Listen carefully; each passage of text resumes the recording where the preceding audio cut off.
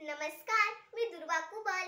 आज मी कवी मोरोपंत यांनी लिहिलेली सुसंगती सदा घडो सुजन वाक्य कानी पडो ही केकावली सादर करणार आहे. सुसंगती सदा